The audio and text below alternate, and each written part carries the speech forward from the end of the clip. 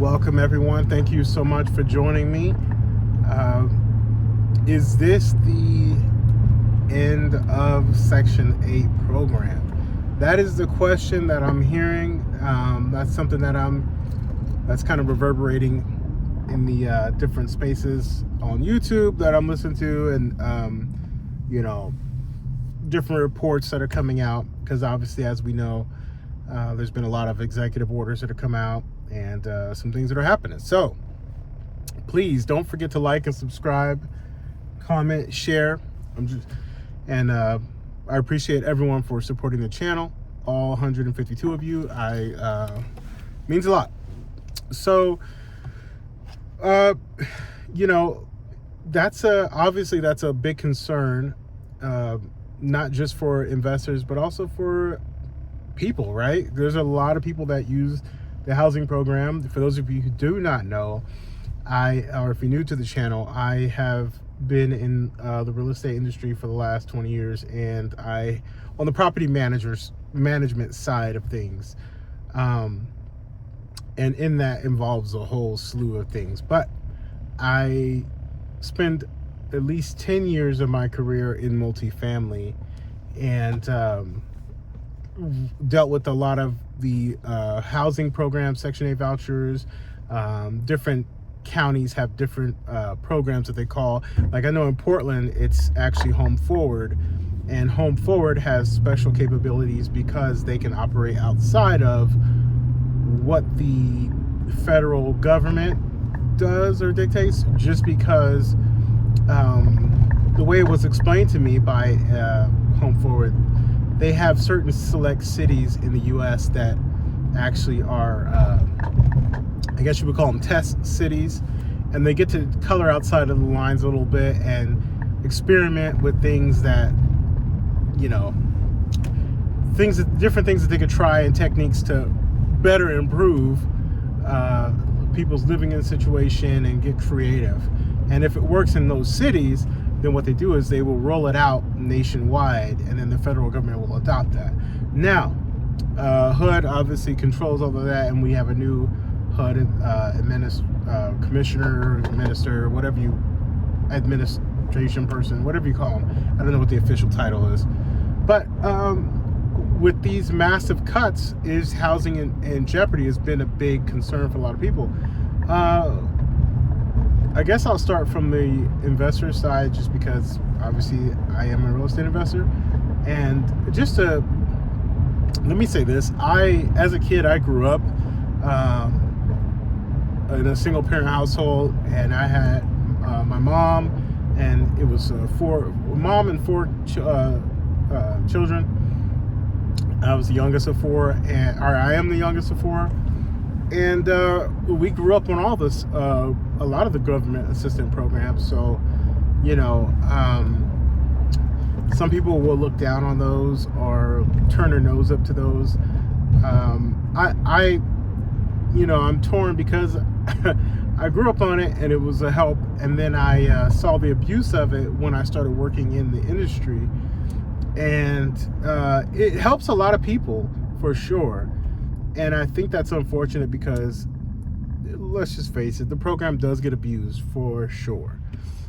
But that doesn't mean I think you throw the whole thing out because you have a few bad apples. I think that you just, maybe you put different safeguards in place so it doesn't get abused. And as a property manager, there was lots of things that got abused, honestly.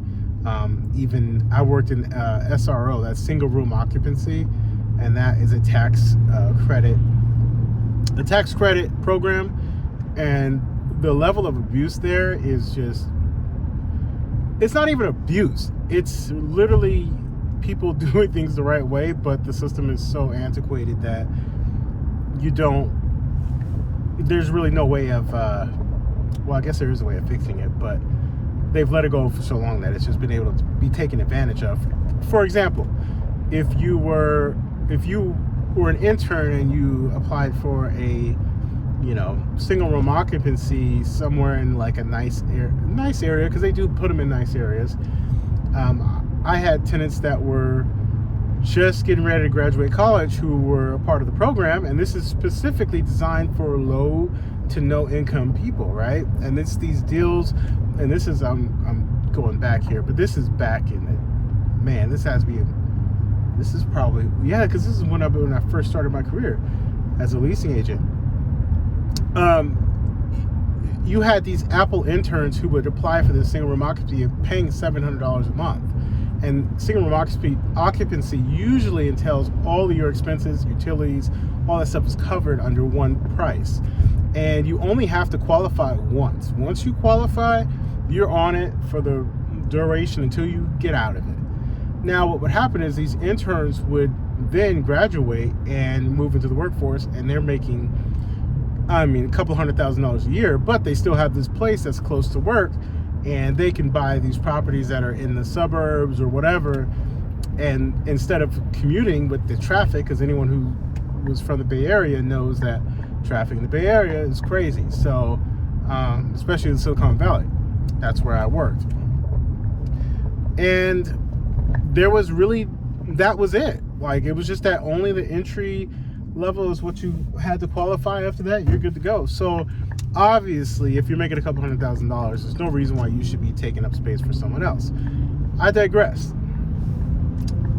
How investors are gonna get hurt by this is obviously your rent payments, right? The reason why I tend to not worry about these types of things too much, don't get me wrong, I do think about it, because I know there's a lot of congressmen and a lot of people in Washington, DC, who have rental property and own real estate and have a lot of tenants probably on that program. And so I think that you would see a lot of pushback and a lot of lobbyists, investors, particular lobbyists, that would probably try to combat that if that were to happen.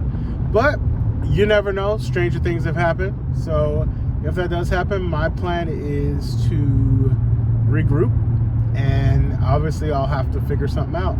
I haven't got that far yet, but maybe as we progress along, I'll have more thoughts and ideas for that, and then how we can go about being successful still. For the people who actually are on the program, that's something to think about. I think at this point, we all should know now is the time to make sure that you have everything, try and man everything, get everything, you should have all the Uber Eats and Postmates and everything you can to generate revenue. I'm even considering driving for, I think, was it Spark Driver or something like that, just to do it on my free time, just to try it out, just to make some extra cash. Because look at, we're in the this is a fight or flight kind of season, right? We all got to survive, and what's coming, this is only the beginning.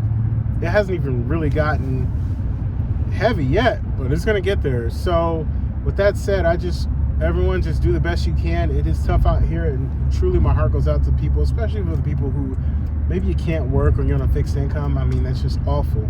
Like I said, I grew up on it, my family was on it, so I'm very familiar with it and the circumstances. Hopefully that doesn't happen, but I can't say I don't know. It's kind of a weird thing. Everyone needs to do everything they can to try and be savvy and to save money and really dial back in lifestyle. Please like, subscribe, comment, and talk to you guys later. All right, take care.